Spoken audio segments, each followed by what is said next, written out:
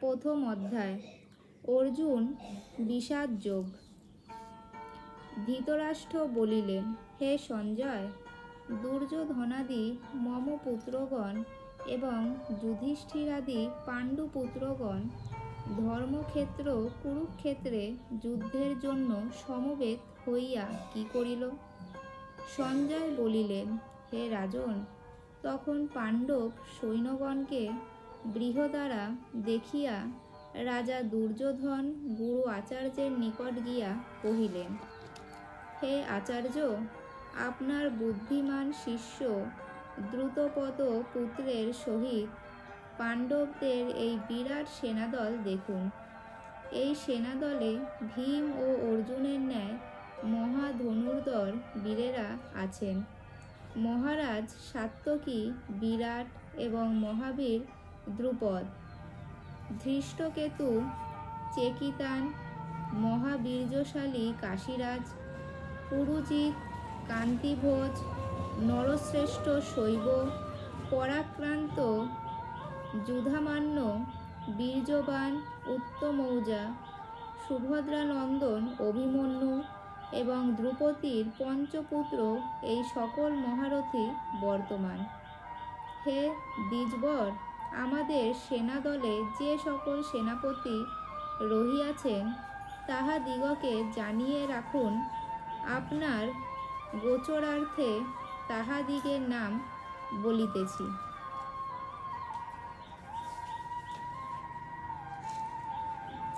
আপনি নিজে পিতামহ ভীষ্ম, কর্ণ, রণশালী কৃপাচার্য, অশ্বত্থামা, বিকর্ণ, সোমদত্ত পুত্রা ও জয়দ্রথ দেবগুরু আমার জন্য প্রাণ দিতে প্রস্তুত। এরূপ নানা প্রহরণধারী যুদ্ধ বিশারদগণ আমার পক্ষে সজ্জিত আছেন। তাহারা সকলেই রণবিদ্যায় বিশারদ। ধৃতরাষ্ট্র বলিলেন, হে সঞ্জয়, দুর্যোধনাদি মম পুত্রগণ এবং যুধিষ্ঠিরাদি পাণ্ডুপুত্রগণ ধর্মক্ষেত্রে কুরুক্ষেত্রে যুদ্ধের জন্য সমবেত হইয়া কি করিল? আমি বলি, আপনারা নিজ নিজ ভাগমতো যুদ্ধক্ষেত্রে থাকিয়া পিতামহ ভীষ্মকে সাহায্য করুন।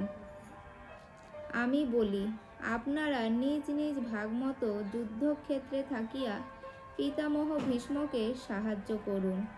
দুর্যোধনের সেই কথা শুনিয়া মহাবীর পিতামহ ভীষ্ম সিংহনাদ করিয়া উচ্চস্বরে শঙ্খ বাজাইলেন।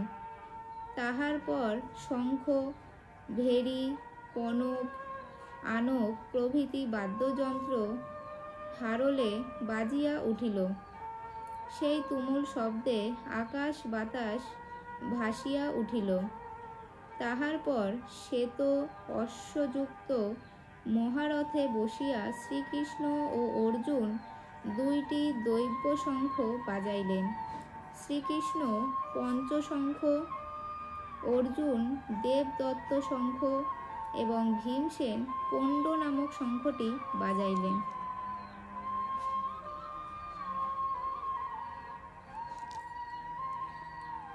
তারপর অর্জুন সেই স্থানে অবস্থিত উভয় সৈন্যদলের মধ্যে পিতামহ, গুরু, তাত, পৈত্র, ভ্রাতা, শ্বশুর, মাতুল ও সুহৃদয় প্রভৃতিকে দেখিয়েছেন।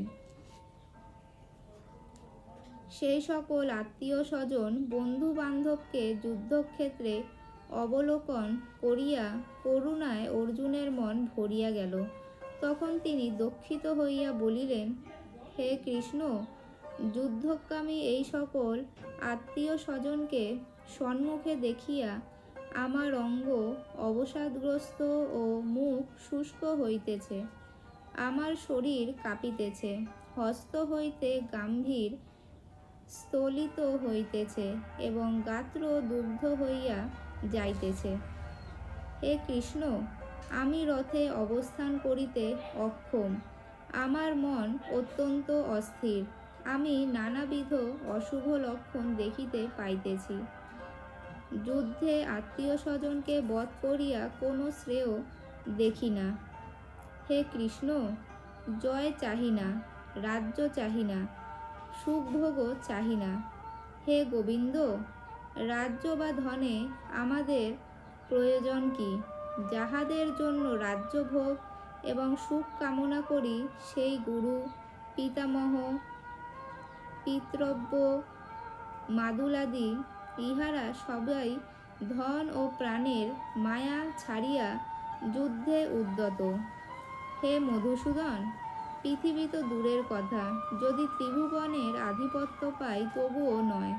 হে কৃষ্ণ, জাতিবধে শান্তি কোথায়?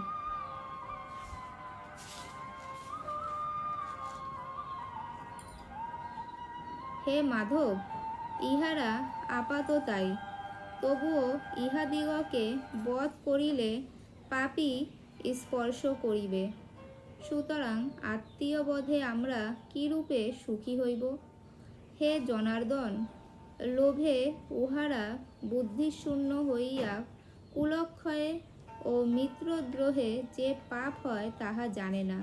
কুলক্ষয়ে কি দোষ হয় আমরা তাহা জানিয়াও কোনো যুদ্ধ হইতে বিরত হইব না। কুলক্ষয় হইলে সনাতন কুলধর্ম নষ্ট হয়, ধর্ম নষ্ট হইলে অধর্ম সমস্ত কুলকেই দূষিত করিয়া থাকে। হে কৃষ্ণ, অধর্মের প্রাদুর্ভাবে কুলস্ত্রীগণ ভ্রষ্টা হয়। ভ্রষ্টা স্ত্রীগণ হইতে বর্ণসংকর জন্মগ্রহণ করে।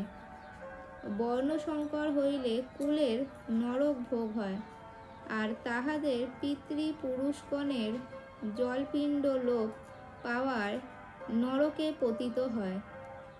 কুলগ্নকারীদের বর্ণসংকর দোষে সনাতন জাতিধর্ম ও কুলধর্ম সব নষ্ট হয়। হে জনার্দন, আমরা গুরুমুখ শুনিয়াছি যে যাহাদের কুলধর্ম নষ্ট হয় তাহাদের নিশ্চয়ই নরকে বাস করিতে হয়।